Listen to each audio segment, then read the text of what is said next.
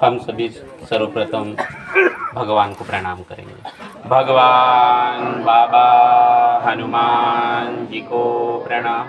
महान त्यागी बाबा जुमदेव जी को प्रणाम। परमात्माए भगवत प्राप्ति के लिए निष्काम कर्मयोग परम पूज्य परमात्मा एक सेवक मंडल वर्धमान नगर नागपुर की ओर से बाबा के आदेश से आज 9वां हवन कार्य आदरणीय हमारे मुकेश भाऊ इनके निवास स्थान में समाप्त हुआ और उसी उपलक्ष्य में आज हम यहाँ पे भगवान के चर्चा बैठक में यहाँ पे हम सब लोग उपस्थित हुए हैं। इस चर्चा बैठक में स्वयं शक्तिशाली भगवान बाबा हनुमान जी उपस्थित है, इन्हें मेरा प्रणाम। हमारे सदगुरु और मानव धर्म के संस्थापक महान त्यागी बाबा जुमदेव जी उपस्थित है, इन्हें भी मेरा प्रणाम।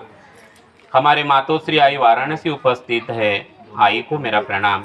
और यहाँ पे मंच पर उपस्थित चर्चा बैठक के अध्यक्ष महोदय और परम पूज्य परमात्मा एक सेवक मंडल के संचालक आदरणीय पड़ोड़े भाऊ, इन्हें मेरा प्रणाम नमस्कार।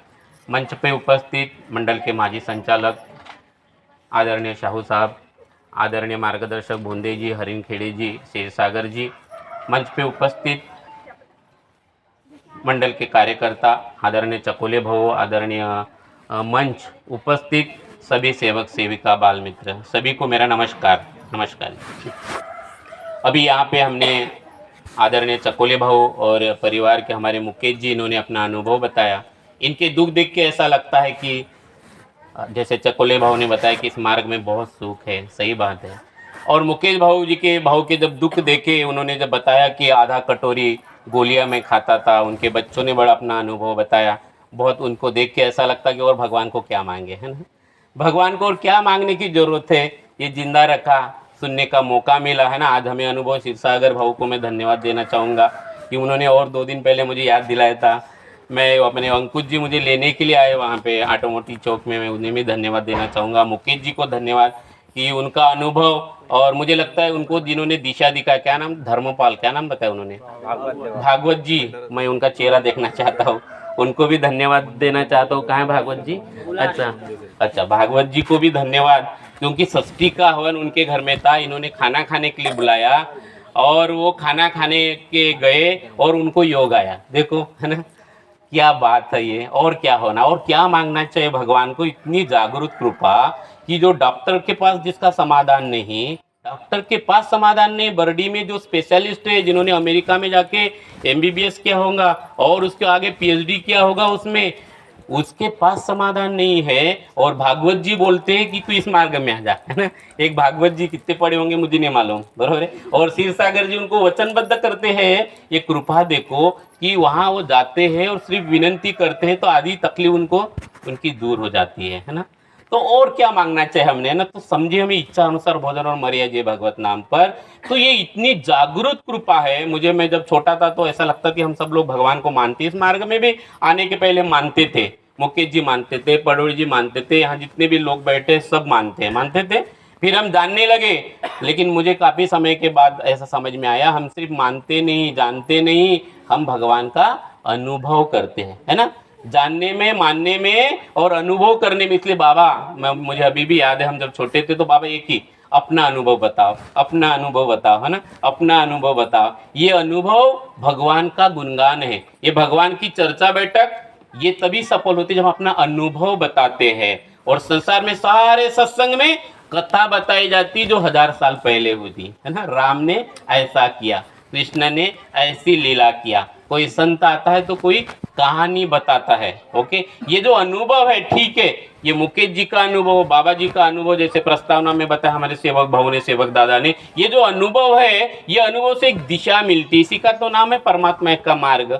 ये मार्ग जो है अंदर की ओर है, समाधान अंदर की ओर है, और ये अनुभव ही हमें आगे लेके जाएगा। तो जागना, और इस मार्ग का जो तत्व है मर्यादा भगवत नाम पर, ये बहुत ही पावरफुल है। परमात्माएं और मर्यादा भगवत नाम पर, परमात्मा और मर्यादा भगवत नाम पर ही अपार दैवी शक्ति जो है ये जागृत है, जागृत। तो हमें भी क्या करना पड़ेगा, जागृत रहना पड़ेगा, मार्ग में जागृत। अगर वो सेवक भाव जैसे चकोले भाव ने बताया, सुख तो बहुत है, लेकिन इस सुख को समझने के लिए जागरूक रहना, क्योंकि करंट है, जागरूक है तो हमें भी जागरूक रहना पड़ेगा। अगर वो सेवक जागरूक होता, बेहोशी में होगा, जागरूक के अपोजिट साइड क्या होगा, जागरूक के विरुद्ध बेहोश होना।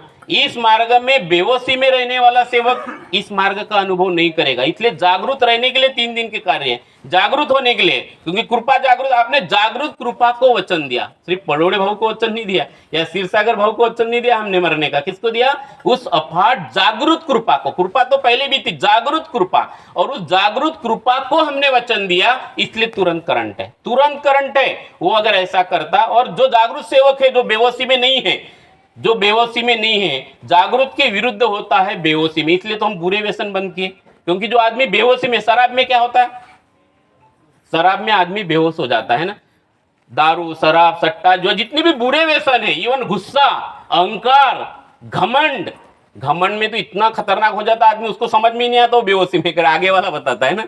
शराबी आदमी को पता चलता है क्या, वो तो बोलता है मैं तो बढ़िया ही बोलता है ना, पूरा ज्ञानी बन जाता है शराब पीने के बाद ना, बाजू बाजू बोलते कि तो नाली में गिरा है करके ना। तो कहने का मतलब ये है कि आदमी जब बेहोश होगा, वो परमात्मा से कनेक्ट नहीं रहेगा, वो शैतान से कनेक्ट रहेगा। इवन राग गुस्सा, इतना गुस्सा परिवार में, पति पत्नी, इतना समर्पण एक दूसरे के बीच में होना, क्योंकि मेरा भी परिवार है, कल की बात है, परिवार में देखो कैसा होता है। ये जो इच्छा अनुसार भोजन है, इसको हमने पूरा उल्टा कर दिया, नहीं, इच्छा अनुसार का हमको ऐसा लगता है, देखो इच्छा अनुसार भोजन, एक धन बाहर, एक आत्मधन, जिस बाबा ने जिस धन की बात किया है, ये धन को हमको पकड़ना है।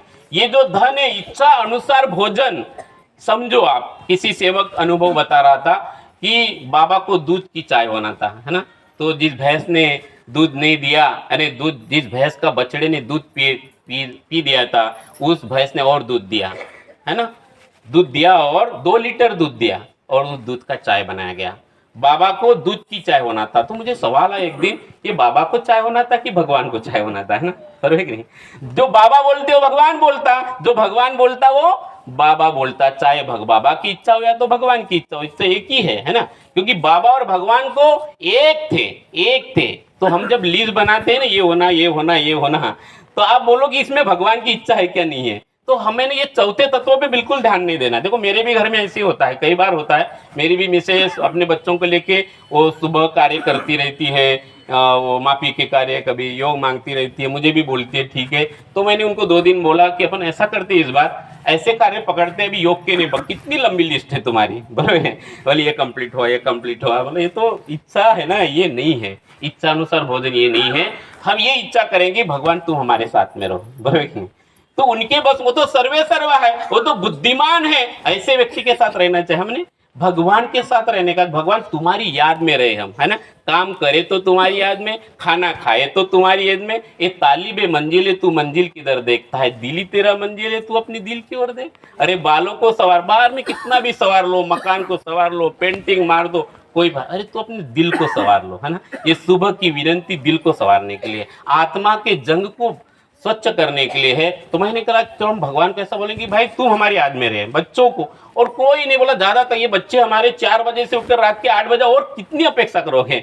उनका कोच मेरे पास मुझे मिलने के आए, बोले सर हमें सारे पेरेंट्स मिलने के लिए आते, आप कभी आते ही नहीं। बोले सर मुझे लगता है कि उन्होंने और अच्छा करना चाहिए, वो मुझे प्लानिंग बता रहे थे। सर वो 8 घंटा कर दे, और कितना 4 बजे और क्या करेंगे वो, हमें बहुत खुश है कि वो 4 बजे उठते हैं, वो विनंती करते, और क्या होना है, बराबर कि नहीं, इससे आनंद क्या होना चाहिए, और क्या मांगेंगे।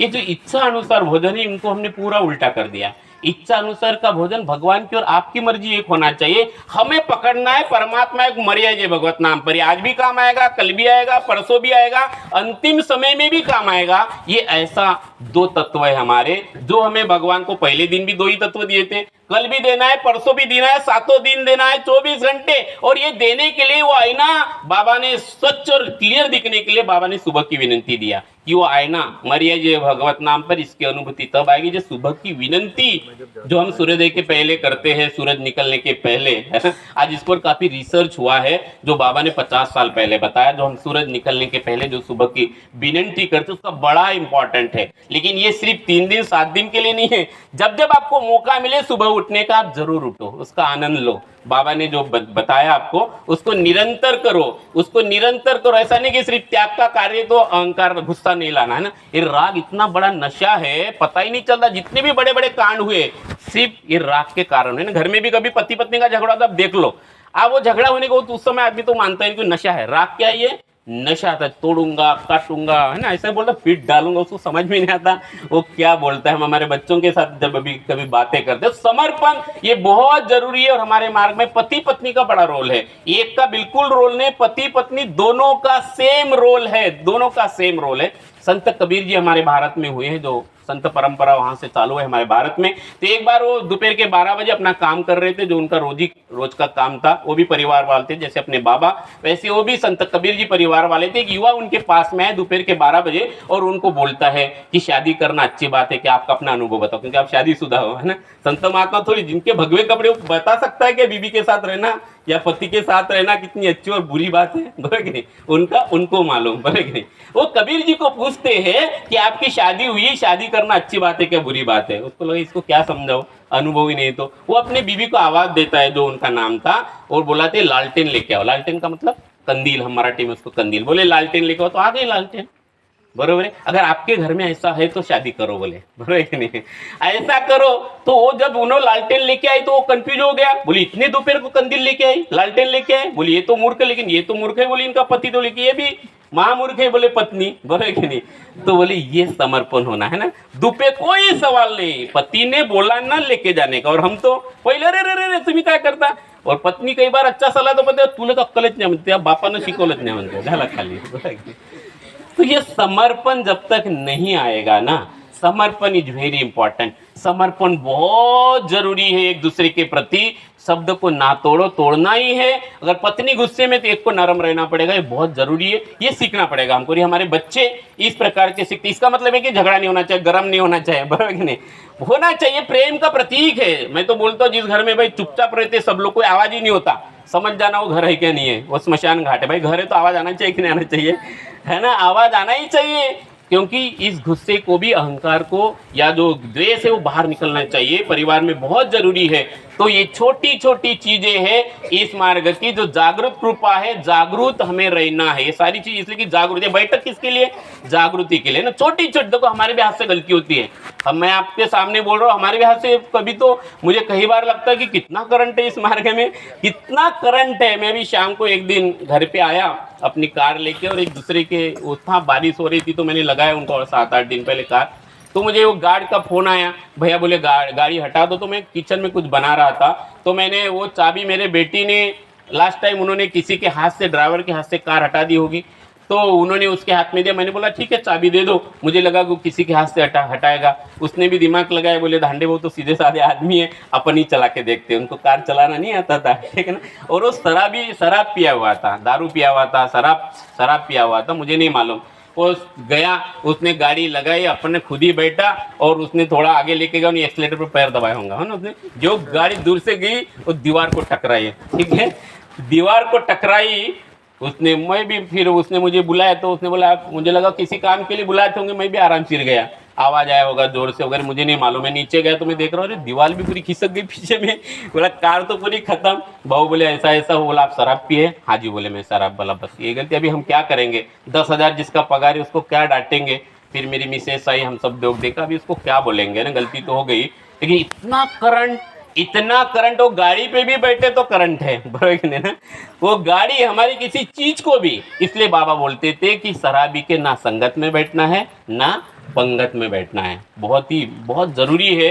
दारू का करंट बहुत जोरदार है। तो वो हाथ पैर पकड़ने लगा, मैं बोला इसके बाद आप हमसे कभी बात मत करना और हमारे दरवाजे में मत आना, क्योंकि हमारी पार्टी लिखी हुई शराब पी कर आना मना है ना आप अंदर आ सकते। बोला ये हमारा मार्ग ऐसा ही करंट है। लेकिन उसने उस दिन से शराब ही नहीं पिया, क्योंकि उसको भी इतना झटका लगा, और मुझे रोज माफी मांगता है अभी वो ना। बाबूजी बोले बहुत गड़बड़ हो गया मेरे कारण, है ना, तुम्हारे बहुत खर्चा है। महिलाओं, मुझे उसकी चिंता है कि तुम दीवार के उस पार जाते तो क्या होता, बरोबर है कि नहीं? अच्छा हो गया दीवार के इस पार ही रहे, है ना, दीवार के उस पार जाते तो क्या होता, कुछ तो होता। बोला ठीक है। कहने का मतलब यह है कि जागृत कृपा है, और जागृत कृपा होने से उतना है उसका कर्ण भी जोरदार है, बहुत जोरदार है। पल पल में रहना है, जागृत रहना है, और ये अंदर का धन है, अंदर में ही रहना है, परमात्मा के साथ रहना है, बाबा के साथ रहना है। और जैसे मैंने आपको कहा कि बाबा को दूध की चाहे भगवान को, बाबा और भगवान एक थे, तो आपकी इच्छा जो है पहले देख लो वो परमात्मा को मंजूर है क्या नहीं, है ना, उस लेवल के आपके विचार, वैचारिक क्रांति, वैचारिक क्रांति, संसार को बदलाने वाला केवल एक ही शब्द है, वैचारिक क्रांति। धरती एक, ध्यान दीजिए, धरती एक, भगवान एक, गड़बड़ हुई विचार अनेक, है ना। इतने विचार आते, इतने विचार आते कि लंबी लिस्ट हो जाती है ना हमारे मन में। कुछ भी विचार नहीं करना है, बाबा ने सीधा फार्मूला बताया। कौन सा फार्मूला? एक लक्ष्य, एक चित्त, एक भगवान, है ना। कौन सा फार्मूला बताया ना? एक लक्ष्य। इस संसार का सबसे कठिन काम है, एक लक्ष्य, एक चित्त, एक भगवान। मैं अपने बच्चों को भी बताता, आज भगवान के साथ कनेक्ट था क्या, तो बाकी सब कहानी मुझे बाकी मत बताओ। जैसे मैं आपको, वो जो उनके कोच मेरे पास में आए, वो मुझे बताने लगे, सर ऐसा करेंगे फिर वो होगा। सर बोला इतना वो जो कर रहे हैं ना, सर बोले आप कैसे पेरेंट्स हो, हमारे पास में इतने लोग आते हैं कि भाई मेरे बच्चों को और पढ़ा और ये करो। मैं बोला ठीक है, आप जो कर रहे हो वो भी मेहनत करो, और क्या करूं मैं, है ना। बच्चों के साथ, जैसे चकोले भाव ने बताया, बच्चों के साथ आपकी दोस्ती होना चाहिए। समाज बदल गया, दुनिया बदल गई, इन्होंने इतने तेजी से बदल रहा है जमाना। देखो हम उस जमाने में था ना, सारा change slowly slowly slowly slowly होता था। किसी का प्रेम किसी लड़की से भी हो जाए ना, वो आई लव यू बोलने के लिए पूरे 2 साल लगते थे, वो चिट्ठी जाती थी, फिर ऐसा होता था, है ना। आज तो मोबाइल हो गया। देखो जमाना बदला, हमें बच्चों के साथ उस प्रकार से रहना पड़ेगा। आने वाला कल वो समाज, हम जब पहले थे तो स्लोली डेवलपमेंट, इतना स्लोली कि गाँव में किसी की मैयत भी होती थी ना, तो आने के लिए वो कब वापस आएंगे उसकी राह देखना पड़ता। अभी तो मरने के पहले फोन जाता है, वो मरून राहिला म्हणते लास्ट स्टेजवर आहे, तैयारी ठेवा। तो इतना स्टेज हमने जो दुनिया देखी वो हमारे बच्चों ने नहीं देखा। मेरी बेटी तो कार में ही है दवाखाने से, ठीक है ना। तो ये उन्होंने जो बदलाव देखा है, हमको समझना पड़ेगा। हमसे बहुत फास्ट है, उनको विश्वास में लेना। उनको अभी इस तक वो हमसे ज़्यादा अनुभवी हो सकते हैं। जब मैं मेरी बेटी को देखता हूँ ना, मेरी बेटी, जैसे हम घर से निकलते कई बार मैं भूल जाता हूँ, पप्पा तुम्हें आज नमस्कार नहीं किया म्हणते, पर वो मुझे याद दिलाती। मुझे लगता है मेरे से भी बुद्धिमान है मेरी बेटी। तो कहने का मतलब ये है, और जब भी कभी ऐसा वातावरण हुए घर में कभी हो, तो बच्चों भी जागरूक रखो कि घर को वो भी हमसे शांत रखे। कई बार हम बच्चों है तू बोलू नको, तू बोला तो पाए थोपकाड़ीत मारी, है ना, ऐसा मत बोलो। बच्चे भी चाहते कि हमारे घर में शांति रहे, आनंद रहे, खुशियाँ रहे, धन आए, वो भी देखते। और जैसे भी मुकेश जी के बच्चों का अनुभव मैंने देखा, कितना कॉन्फिडेंस हो बच्चा, इतना अनुभव बताया उन्होंने, उनके बच्ची ने और बच्चों ने। ये इस धर्म का आधार है आने वाले दिनों में, बड़ा अच्छा लगता है। और ये अद्भुत मार्ग है, बहुत ही अद्भुत है। इस अद्भुत कृपा को हम सब लोग समझे, अच्छे से समझे। और मैं सबको धन्यवाद देना चाहता हूँ कि आज आपने मुझे सुना, मौका दिया, और सबको धन्यवाद देना चाहता हूँ और दोबारा। और धन्यवाद देने का समय भी भगवान को, बराबर नहीं, परोड़े भाऊ यहाँ पे सभी लोग हैं, कितना दिया इन्होंने, भगवान ने इन सबको इतना दिया। आज पडोड़े भाऊ रिटायर्ड है ना, कितना पूरा समय देते भगवत का, कितनी बड़ी महान कृपा। और क्या होना, बराबर कि नहीं, वो क्या होना, हमको तो कई बार सोचना पड़ता किसी कार्य में जाने के बाद, है ना। लेकिन उनको तो वो जब भी इतना वर्क देते, इतना समय देते सेवकों के साथ, ये बहुत बड़ी कृपा है। शाहू जी है यहाँ पे, हरिंग खेड़े जी है, सिरसागर जी है, ये सब लोग बहुत भाग्यशाली लोग हैं। आप सब लोग बहुत भाग्यशाली हो कि बाबा जैसे सदगुरु हमको मिला। जितना धन्यवाद देवे उतना कम है, अपनी लिस्ट कम बनाओ, ठीक है ना। मैं अपने बीबी को भी बताता, लेकिन कई बार कुछ लोग समय आने के बाद समझते हैं, है ना, ठीक है।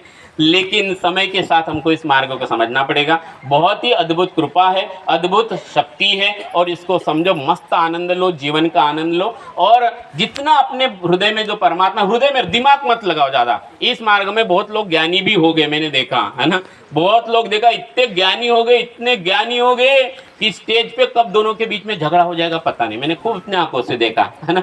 एक जगह में प्रोग्राम में गया, 2 सेवक अच्छे बात करते करते इधर ही तुम्हारे नौगढ़ के, वो बाबा डिसुम डासुम स्टेज पे चल हो गया उनका। बोले अभी तक अच्छे हंस रहे थे। तो सेवक इतने ज्ञानी हो गए। देखो इस मार्ग में बुद्धिमान, समझदार, और समझदार आदमी वो बन सकता है जिसका हृदय विस्तारित हुआ है। आज हृदय मर गया और दिमाग बड़ा हो गया आदमी का ना। ये मार्ग हृदय का है। बाबा के हृदय में प्रेम नहीं होता ना, तो बाबा हम तक पहुंचते क्या नहीं। बाबा ने उस परमात्मा को हृदय में देखा, और वही दर्द बाबा ने अपने है ना, खुद के दुख में रोने वाले तू मुस्कुराना सीख ले, दूसरों के दर्द में तू आंसू बहाना सीख ले। जो खिलाने में मजा है आप खाने में नहीं, तू दूसरों को खिलाना सीख ले। बाबा ने जो धन कमाया है वो धन हम सबको बांटा ऐसे और बांटा, और बाबा ने ऐसा धन कमाया कि जो धन बढ़ते ही जा रहा है ना, धन बढ़ते ही जा रहा है, बढ़ते ही जा रहा है, बढ़ते ही जा रहा है। तो हमें भी बाबा ने जो धन पकड़ा है वही धन पकड़ने की हमें कोशिश करना है। बाबा हमारे साथ में हर बार, हमें बार बार हमारे तत्व शब्द नियम के आईने में देखना है कि ये बाबा की इच्छा होगी क्या नहीं होगी, है ना। मुझे भी और आपको भी, सबको ही वही देखना है। और हमें संस्कारों से ज़्यादा बच्चों पे, उनके स्वभाव के ऊपर ध्यान देना है। उनके स्वभाव को समझो, उनके स्वभाव के हिसाब से उनके साथ कनेक्ट हो। हम संस्कार, ज़्यादा संस्कार डालने के चक्कर में बच्चे बिगड़ रहे हैं ना। एक होता है संस्कार, एक होता है स्वभाव। संस्कार बाहर से आता है। मैं जब अपने आप को देखता हूँ तो मुझे कभी याद नहीं आया, पडोड़ी जी, कभी आपको याद है कि आपके माता पिता ने ऐसे बिठाया और संस्कार डाला? ऐसा कभी नहीं हुआ, है ना। हम बिना संस्कार रही थे, लेकिन एक ही रहता था। लेकिन हम इतना डरते थे, ऐसे कूटते थे हमको हमारे भाई वगैरह को, लेकिन ऐसे कूटते थे, लेकिन एक भी जवाब नहीं आता था।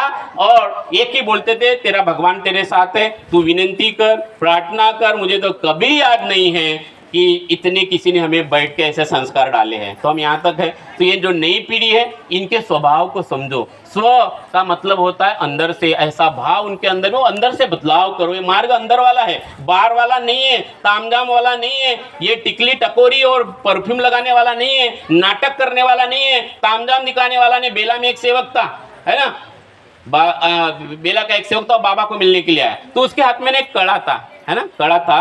तो बाबा बोले ये क्या है? तो नहीं जी, बोले ऐसे शो के लिए पहन। तो यार शो के लिए आया क्या? बोले मार्ग में, बोले ना ये मार्ग बिल्कुल शोबाजी वाला नहीं है, एक करंट वाला मार्ग है। एक लक्ष्य, एक चित्त, एक भगवान, इतना सुंदर मार्ग है। और सबका और अपना अपना है। मी जो मी सुबह की विनंती बोलते हैं, मैं ऐसा करूंगा, मैं। आप सबको हमसे खुद से शुरुआत करना है। मुझे मेरे परिवार को अच्छा बताने के लिए मुझे 4 बजे उठना पड़ेगा, मुझे 5 बजे उठना पड़ेगा, मुझे अच्छा व्यवहार करना पड़ेगा, मुझे मेरे बच्चों से अच्छा रहना पड़ेगा। बच्चे सीखते हैं, मुझे अलग अलग अनुभव लेना पड़ेगा, फिर बच्चे अनुभव लेंगे। जैसे मेरे मुकेश जी ने बड़े बड़े अच्छे अनुभव बताए, उनके बच्चे ने अच्छा अनुभव बताया, उसके बच्चे ने अनुभव बताया, चकोली जी ने अनुभव बताया। तो ये सारा सुंदर परिवार का मार्ग अद्भुत है, अलौकिक है। आप सब अलौकिक है, इसलिए बाबा बोलते थे मैं सारे देवी देवताओं को फेंक सकता हूँ, बोले मानव को हाथ भी नहीं लगा सकते, बोले। लेकिन परमात्मा एक दूसरे को हम देखते ही रहते, देखो बोले अभी क्या करता हूँ मैं, बराबर नहीं। तो इतना अहंकार, अभी तो हम एक दूसरे को देखने की बात करते और बाबा बोलते कि मैं हाथ नहीं लगा सकता हूँ। तो बाबा ने परमात्मा देखा क्या? बाबा ने हमारे मानव के बीच में भगवान देखा।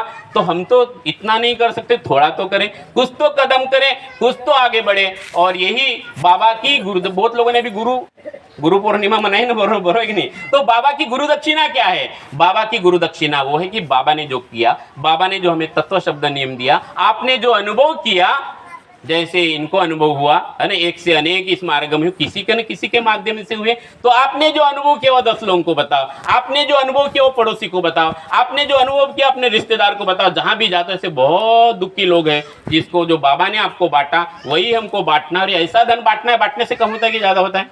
ये धन ऐसा बढ़ता है। लेकिन आपके घर में मकान, 2 मकान, एक मुझे देंगे तो कम होगा कि बढ़ेगा?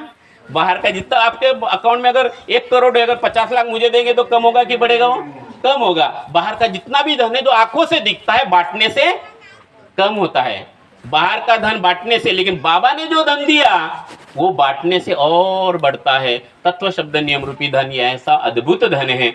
और इतनी नशा, इसकी नशा लगने दो और बाकी कोई नशे की जरूरत नहीं। अरे बोतल पर बोतल पीने से क्या फायदा, रात को पीली सवेरे उतर जाएंगी। तू बाबा ने दिए हुए तत्व शब्द नियम की हरी रस की प्यालियां पी ले तो तेरी सारी जिंदगी सुधर जाएगी, सुधर जाएगी। ऐसा माय खाने का रस है और ये सही नशा है, ये असली नशा है और ये परमात्मा तक पहुंचा देती है। इतना बोलकर मैं अपने वाणी को विराम देता हूँ। धन्यवाद, नमस्कार।